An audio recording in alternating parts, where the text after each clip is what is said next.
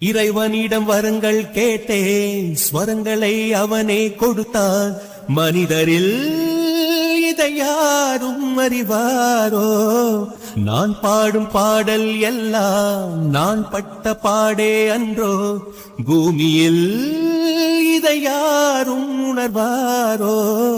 மனதிலே மாளிகை வாசம், கிடைத்ததோ மரநிழல் நேசம். எதற்கும் நான் கலங்கியதில்லை இங்கே.